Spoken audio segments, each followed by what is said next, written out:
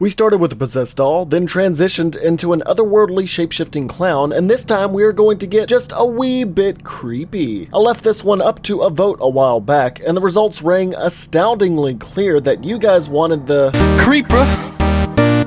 Oh man. Did you guys vote for this thing? Seriously? Well, the poll didn't lie, as I clearly wrote the movie title beside it. So, aw man, memes aside, we are going to dive straight into today's subject matter in question. It's time to look at the tongue-ripping, eye-popping, country music level of truck-obsessed, batshit crazy, redneck from the Black Lagoon, obsessive-compulsive beast, to beating you or to be eating you, soul-entrapping, involuntary organ donations, the literal Batman, how anyone with a Ford F-150 drives, the number 23 Jim Carrey would love this guy, putting the cannibal to shame, Sleeping Beauty himself. This week, we are discussing why the Creeper should be a killer in Dead by Daylight.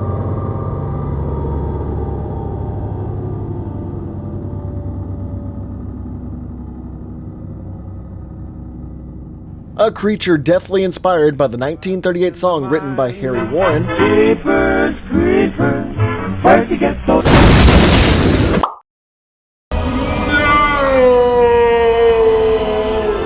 Much like Pennywise before him, this beast of a supposed man will hibernate for long periods of time, specifically 23 years, only to awaken and smell the fear of and consume the flesh of humans over the span of 23 days. Unlike Pennywise though, instead of just savoring the flesh of his victims, the Creeper will utilize and take on the physical, biological, medical, and cosmetic attributes of whatever body part of the victim he consumes, specifically targeting people for their certain characteristics and features purely through the scent of their organs and body, or as the psychic Giselle puts it, it eats lungs so we can breathe and eyes so we can see.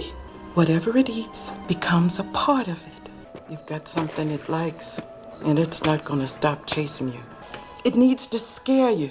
There's something in fear, something it can smell, anything inside someone that it might like. However, in the case of Derry and Trish Jenner, he would also hunt down anyone that would discover his existence and secret hideaway. He resides within a closed-off church, using its unnaturally large basement and tunnel system to hide the bodies of his victims, considering he doesn't eat their entire body, just the parts he desired, sewing up the body after his feast to keep it mostly intact, wrapping them up in sheets, and depositing them later in his lair. Once his daily hunt is over, he will then use the bodies of his victims as decoration, sewing them to the walls of the basement in an almost gory version of a Roman Catholic church, even displaying a dead couple hand in hand together, showing that the Creeper has some sense of twisted artistry and maybe even trying to prop up the bodies in a certain way to symbolize the life that they once had. When teenage road trippers Derry and Trish Jenner stumble upon the Creeper dumping the bodies into his lair and further discover the sheer number of deaths down below that would have dead meat analyzing for days, the Creeper would see to hunting them down slowly but surely. The psychic Giselle would soon warn Derry of the Creeper's insatiable hunt for those he has caught the scent of, and describes that if the song Jeepers Creepers is playing nearby, that his hunt is drawing closer. Derry's car is ransacked by the Creeper, showing that he has thrown his clothes all about, smelling them better to track his prey, swiftly taking out 2 patrol officers while they were driving at full speed and eating the tongue out of the decapitated head of the male officer. When stumbling upon a remote house with a crazy cat lady, her hordes of cats began to react to the presence of the monster, as well as the home's electricity, and even the wind itself ceasing, displaying an apparent unnatural ability to manipulate nature and electronics, maybe giving reason to why their cell phones didn't work when they were being chased by him. He displays a hellish amount of agility as he dodges the fire from a shotgun and dashes into the woman's home, taking on a few more shotgun blasts and showing that he is unharmed and can carry people with relative ease. Despite being run over numerous times, this creature can sprout gigantic bat wings and will still live on to feast further and continue its hunt even with missing pieces. Bending bars and eating prisoners and police officers to restore itself, it displays the power to regenerate its health through consumption and can also cling to walls and use his enhanced smell to find his prey even if he has become blind. It is shown in the sequel that the souls of his victims stay connected to him and will serve to vaguely warn certain future victims of what's to come, but the gist of his abilities are stealing organs and body parts by consuming them, manipulating weather and electricity, having a theme song, superhuman strength and speed, health regeneration, an astute sense of smell, and the ability to fly. When it comes to attacking survivors, the Creeper has a wide variety of weapons at his disposal, being able to brandish a wide battle axe to easily take out innocent people, or wielding one of his many daggers that he can literally use the force on to fly straight to his hand. He even has powerful shurikens, crafted from the skin and bones of his victims, that he can throw at high velocities at people and tires, but I would lean more towards him using a battle axe, as tiny bladed weapons are quite numerous among the killers in this franchise, and throwing shurikens would seem too huntressy to me, and having a battle axe would be pretty Viking metal level shit right there. His main ability would be the use of his bat-like wings, and yeah, that's right, I'm suggesting he could have the temporary ability to fly, to some degree. Maybe being able to fly straight in the air and hover for a few moments, and being able to survey the area, and possibly being able to dive down at a 45-degree angle in a swooping motion to attack and hit a survivor, much like the Demogorgon, but you know, with a bit more aviation. If the Creeper misses his attack or hits a solid surface, he will have to spend around 2 seconds resetting himself in a stunned-like animation. Add-ons could make the initial flight faster, allow the time in air to be extended, or allow the swooping attack to be slightly faster. Now, the major problem that some of you are already popping up in your head with this implementation would be that in close quarters and indoor maps with the low ceilings, how would the flight work? Well, there could also be the implementation of his ability to climb and cling to walls, as well as to possibly clamber over T-walls, Z-walls, and other surfaces that are not blocked off by a ceiling, while also allowing him to vault through windows naturally faster. This could work to possibly catch survivors off guard as they try to go through doorways and close quarter spaces. Hell, maybe the flying and wall abilities could interchange dependent on the map, or both be able to be used. Hell, he could even use his flying ability to go through drop-off points like the one seen in the Jigsaw level. He could fly through those holes that survivors jump through. There could also be a mechanic involving his ability to smell a survivor's fear, although how that would be implemented feels more like it would be a rare or higher add-on for the Creeper rather than it being a full-on ability, being able to see people that are hurt or anything of that nature. The environment, however, could also be manipulated in an area of effect manner. Whenever the Creeper is approaching a victim and is coming within a close proximity, nearby radios and other listening devices placed on the map, probably just playing dead air or static, will start to play Jeepers Creepers,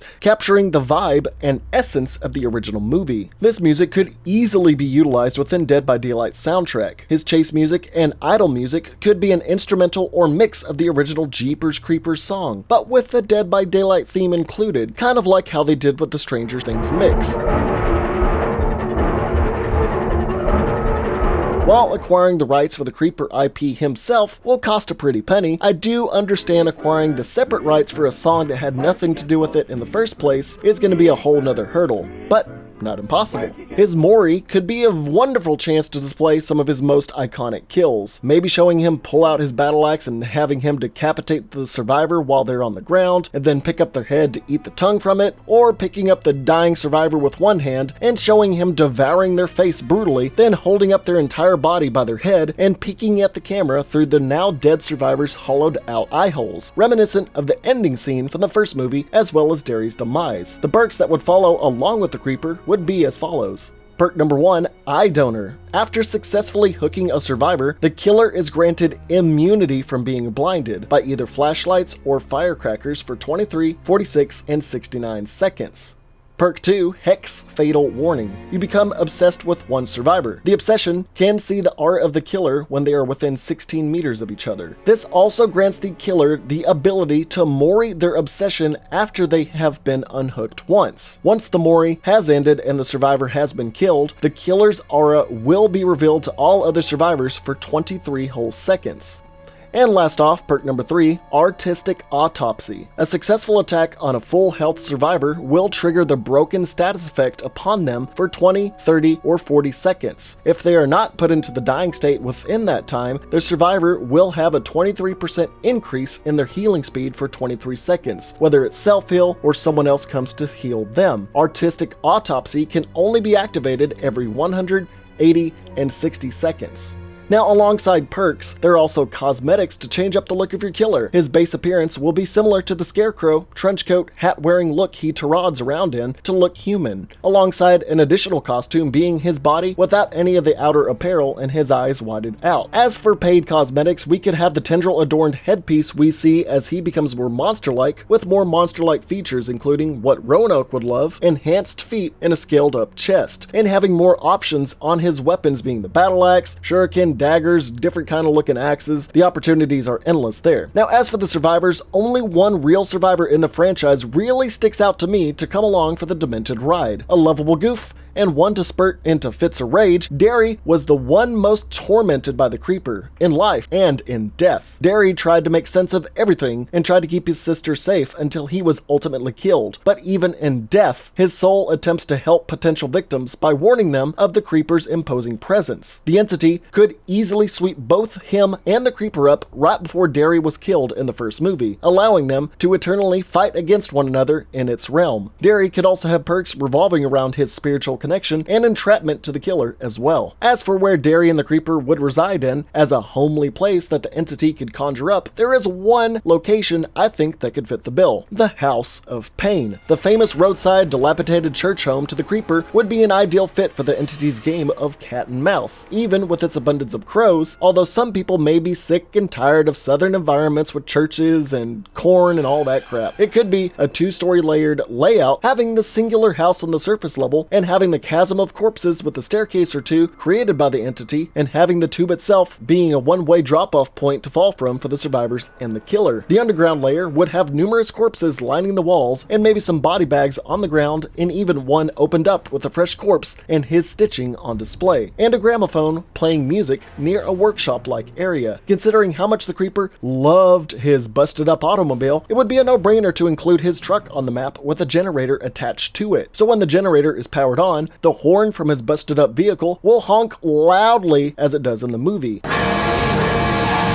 Maybe having the back doors open with a pile of body bags mounted up. Somewhere on the map could also be the ransacked school bus from Jeepers Creepers 2, with scarecrows dotting the map everywhere. Well, I'm gonna go ahead and wrap things up here. Is there anything I missed out on the lore for the Creeper in Jeepers Creepers? Were his abilities too stupid, asinine, or overpowered? Were you expecting the Creeper from Minecraft? Really? What would you want to see work with this monster among men? What do you want to see analyzed next for killer consideration in Dead by Daylight? Comment below and I'll probably argue with you. Like and sub if you enjoyed it and want more. And if you really want more, and like my cat, donate to my Patreon or during my live streams to be one of these fine people here. Next up, we are setting out on an island vacation where we may meet a dead end. Check out some of my Why You Wouldn't Survive content and zombie sins, and until next time, I'm Zackass, aka Wow Such Gaming. Stay well!